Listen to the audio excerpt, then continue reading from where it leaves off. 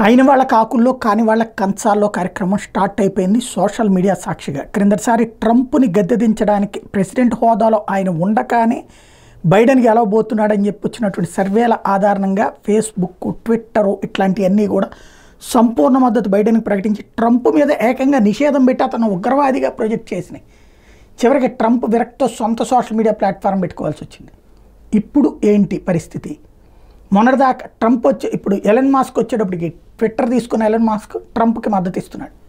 Facebook కానీ ఇతర ప్లాట్ఫారాలు వచ్చేటప్పటికి యాంటీ ట్రంప్గానే ఉన్నాయి, వ్యతిరేకత ప్రొజెక్ట్ చేస్తున్నాయి, ట్రంప్ని విలన్గానే చూపెడుతున్నాయి, ట్రంప్ వస్తే ప్రమాదకరమైననే చూపెడుతున్నాయి. అందుకనినే ట్రంప్ కూడా అదే నిలదీస్తున్నాడు.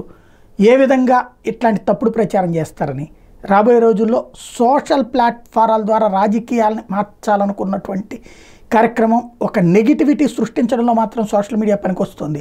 ఏం చేస్తారో చూడాలి.